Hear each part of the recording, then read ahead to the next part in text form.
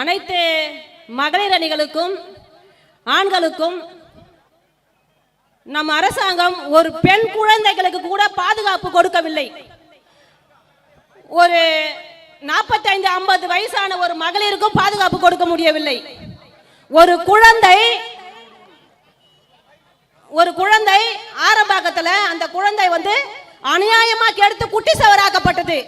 இதை கண்டிக்காத அரசாங்கம் என்ன அரசாங்கம் நடக்கிறது இந்த நாட்டில்? தமிழ்நாடு எங்கே சென்று கொண்டிருக்கிறது என்று தெரியவில்லை. ஒவ்வொரு பெண் குழந்தைகளை பெற்ற தாய்மார்களும் வயிற்றில் நெருப்பை கட்டி கொண்டிருக்கிறார்கள்.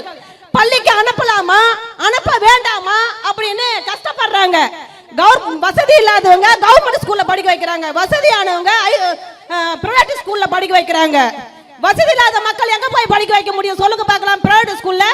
அதனால கவர்மெண்ட் ஸ்கூலுக்கு போற குழந்தைங்களை கற்பழிக்கிறானுங்க. 2 பேர் 3 பேர் சேர்ந்து அந்த குழந்தை கற்பழிச்சு நாசனம் பண்றானுங்க அந்த குழந்தைகளை. இதையெல்லாம் கண்டிக்கணும்னா கஞ்சா மது போதை இது அனைத்தையும் ஒழிக்கணும். இந்த அரசாங்கம் ஒழிந்தால் மட்டும்தான் இந்த கஞ்சா போதை அனைத்தும் ஒழியும்.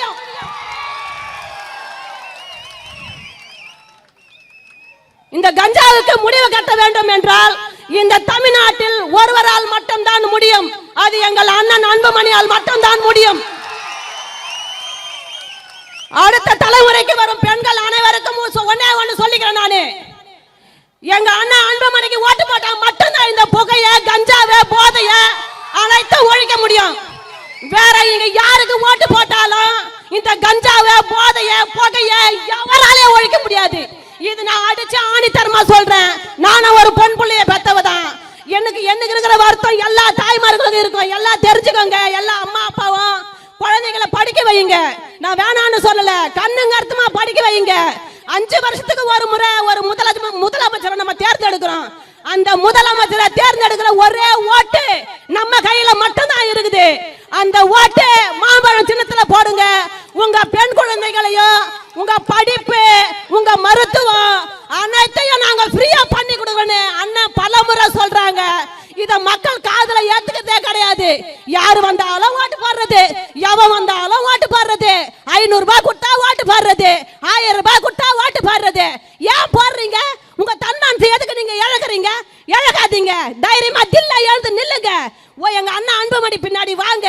உங்க அனைவருக்கும் படிப்பு இலவசம், மருத்துவம் இலவசம் அப்படின்னு சொன்னா மருத்துவ மாப்பியா எங்களை வாழ விட மாட்டேனுது. நாங்க என்ன பண்றது? நாங்களும் உழைக்கிறோம் சொல்லிக்கிட்டு தான் சொல்றோமே தவிர எங்க உழைப்பை யார் மதிக்கிறீங்க? நீங்க எங்களை மதிச்சு நீங்க ஓட்டு போடுங்க. 2026 நாங்க முதலமைச்சர் ஆகிறோம். எங்க அண்ணன் பின்னாடி நாங்க நிக்கிறோம். ஒவ்வொரு மாப்பியாவை நாங்க ஒழிக்கிறோம். இது இந்த சபையில நான் சத்தியம் பண்ணி சொல்றேன். எங்களால மட்டும்தான் இது முடியும். இந்த பாட்டாளி மக்கள்ல ஓட்டு போட்டா எங்க அண்ணன் அன்புமணி முதலமைச்சர் கிடையாது. இங்க நிக்கிற ஒவ்வொரு பாட்டாளிகளும் முதலமைச்சர்கள். அவங்களுடைய உரிமையை சட்டையை பிடிச்சி இழுத்து கேளுங்க. உங்களால கேட்க முடிஞ்சா கேளுங்க, கேட்க முடியலன்னா அண்ணன் கிட்ட கொண்டு வந்துப்பாங்க. பல பிரச்சனை நான் ஒரு பொண்ணா இருந்து நான் தனியா சாதிக்கிறேன்னா அதுக்கு எனக்கு தைரியமும் தன்னம்பிக்கையும் கொடுக்கிறது எங்க அண்ணன் அன்புமணி மட்டும்தான். நான் வேற யாரோட பாதையில நான் செல்லல, எங்க அண்ணனோட பாதையில மட்டும்தான் சொல்றேன். பேச வாக்களித்த அனைத்து என் நண்பர்களுக்கும் தோழர்களுக்கும் நன்றி.